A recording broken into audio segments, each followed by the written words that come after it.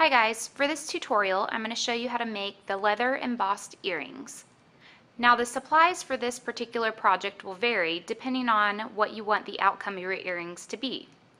I'm going to now describe the supplies that you'll need for these particular earrings. You're going to need your 2 pieces of leather that will become your earrings. You can buy these pre-made or you can cut them out of scrap leather. You're going to need 8 head pins. You're going to need 8 jump rings. You'll need a variety of small beads,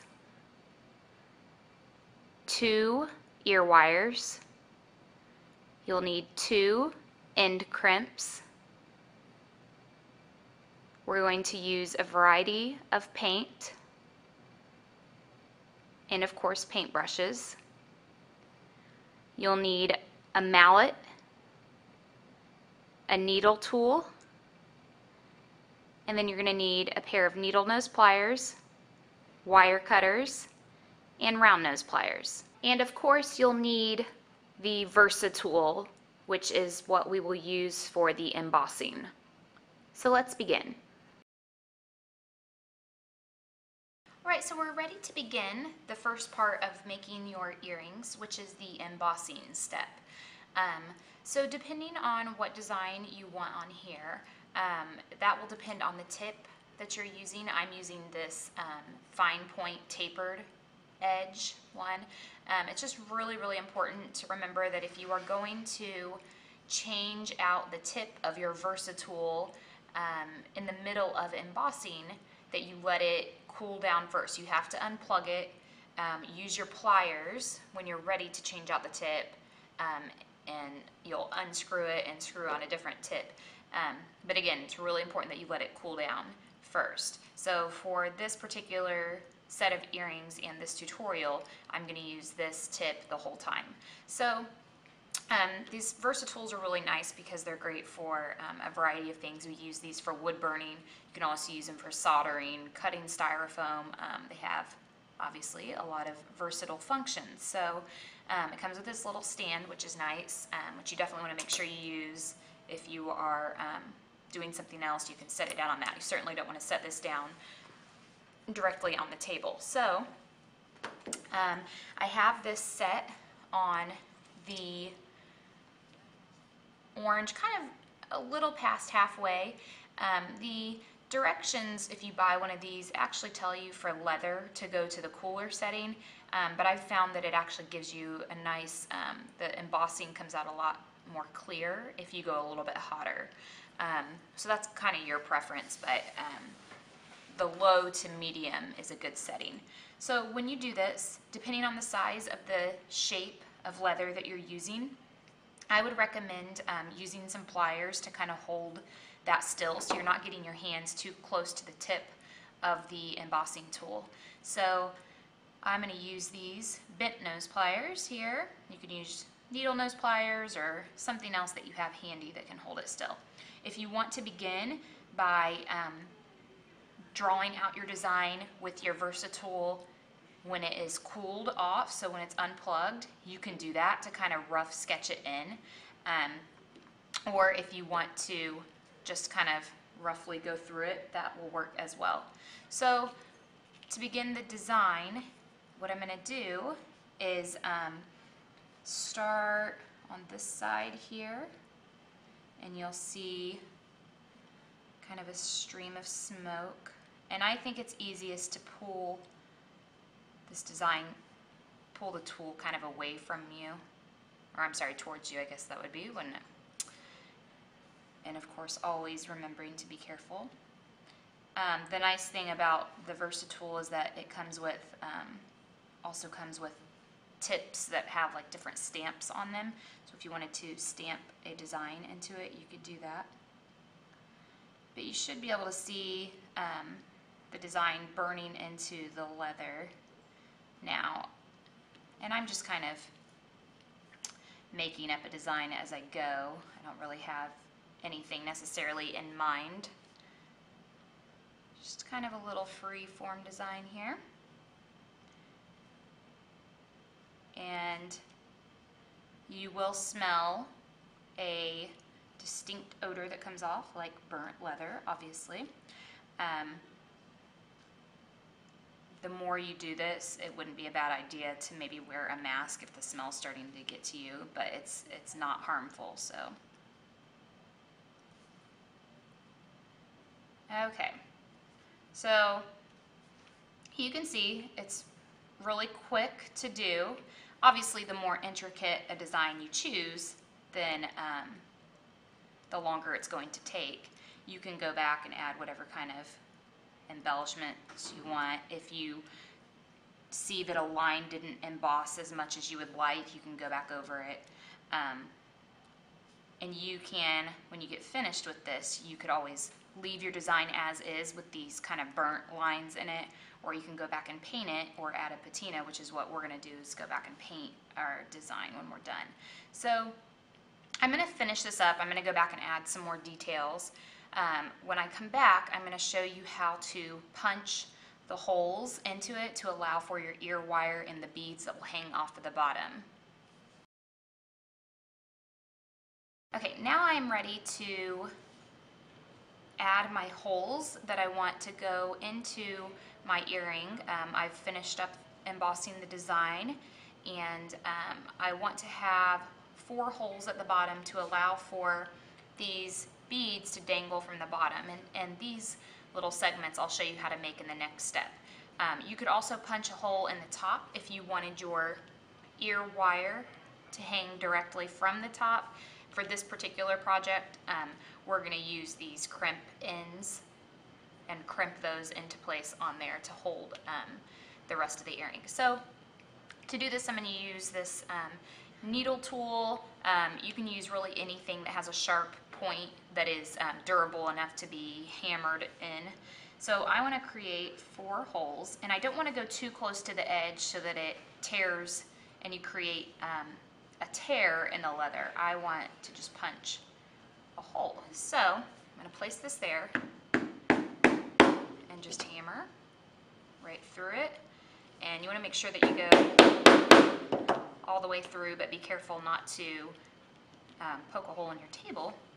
So it's not a bad idea to have like a wood block underneath this, or just a surface that you're okay with if you do punch through your leather, that you're okay with it getting through to the surface. So I've punched the 2 on each side, and I want 2 in the middle here. So I'm going to kind of try to space them out evenly.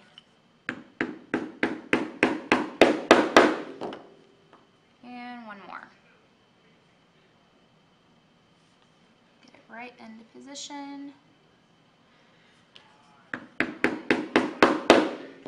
Alright, so now I've got my holes on there, and in the next step, I'm going to show you how I'm going to create these little segments using the head pins and the beads.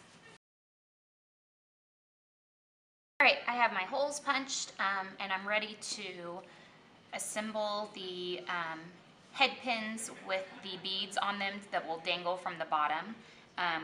And what I want to do with this is I'm going to make 4 of those, and I'm going to take, so I'll leave that there so you can see. I'm going to take my head pin, and I'm going to string on, or slip on, the beads.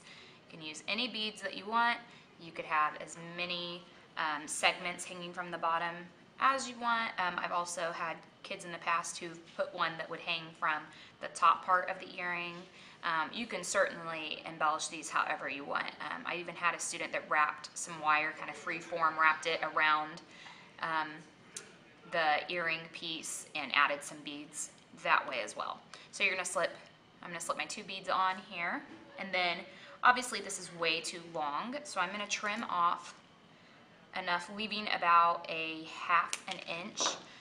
That tends to be about the appropriate amount to make a small loop. So I'm going to use the tip of the round nose pliers and make a loop.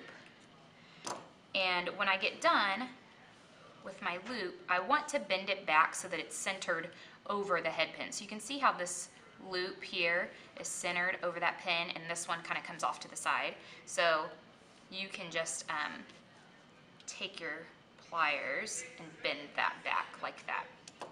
So now that I have my 3 of those, I'm going to make my last one here, and then I'll show you how to attach them on to the earring after I paint it. You don't want to attach your segments and then when you're painting the actual earring itself, be trying to paint all around it, and most likely you're going to risk getting it onto the segment with the beads or the jump ring that's attaching that segment on. So it's much easier to do that after you paint it. So here's my last one. So now I have my 4 created. I'm going to bend that back again so it's centered. Use these pliers instead. So I have my 4 here, and I'm going to show you in the next step here how to paint this.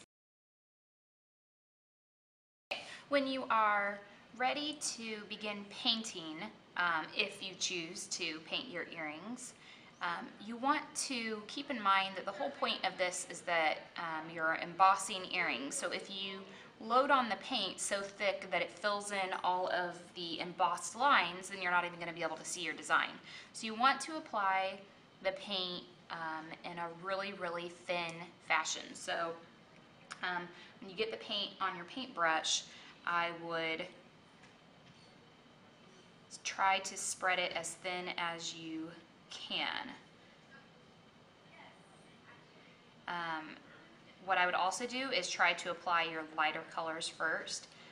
Otherwise you're going to find that you have to apply several layers.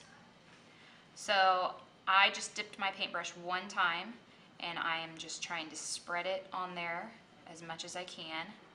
I may have to dip it just slightly more. And I'm kind of tapping out the excess before I apply it. So what I'm going to do with this one is I'm going to have a kind of pewter color on the top. I'm going to put a turquoise on the bottom, and then I'm going to have a kind of mustard yellow stripe that kind of curves through, that separates the two. And then I'm also going to paint around the edge and the back, just solid white. So I think you guys hopefully get the idea here. So I, again, will start with my lightest colors and then go to the darker ones, just because it's easier to apply dark over the light than the light paint over the dark, without having to paint several coats. And again, that's what you want to avoid, is not putting that paint on really thick. So now that I have this color, I'm going to move on and do my yellow stripe and then my turquoise, and then I'll go back at the end after that's dried and do the edge with the white in the back. Obviously I don't want to turn this over and begin painting the back while this is still wet, so that I don't smear it. It does dry really quick because the leather kind of absorbs the paint, and since I'm putting such a thin layer on. So I'm going to finish painting. Once that dries, I'll return and show you how to attach the rings at the bottom and the top crimp end, which the ear wire will attach to. Okay, now that the paint has dried, I am ready to attach my segments from the earring. When you attach them, you could directly attach the loop of the head pin on here. However, it doesn't allow it to swing, so you'll see this other finished earring here, how the segments kind of dangle from the piece of leather. And in order to make that happen, we need to use a jump ring. So I'm going to take a jump ring that I've opened, and actually what's not a bad idea is to go back with your hole punch or your needle tool, whatever you were using, and kind of make sure that those holes are really opened up, because what's going to happen is when you painted the earrings, a lot of times those holes get filled with the paint, so you just want to make sure they're cleared out really well. Your jump ring that you're going to slide through there is curved, and obviously this hole is a straight, a hole that goes straight through. So to do this, let me grab one of these jump rings. I'm going to hook on the segment, and then I'm going to put that right through the hole that I have created there. And once you get it through the hole, which can be kind of difficult depending on the size of the jump ring you're using, once you get it through there, then you're going to close that hole back up.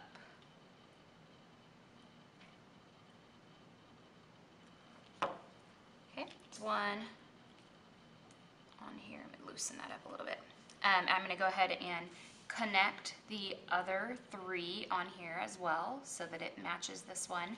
And then when I return, I'll show you how to connect this last part, which is the end crimp in your ear wire. Alright, the last step here is to attach the end crimp and the ear wire, like you can see on the one shown here. So to do this, what you're going to do is take the end crimp and put it over the top portion of your piece of leather, and you want to center it and make sure that it's straight, and you want to push it in as far as you can onto that leather. And then you're going to just take your pliers, you can use needle nose pliers, flat nose pliers, or the bent nose pliers, those all work, and crimp it on there.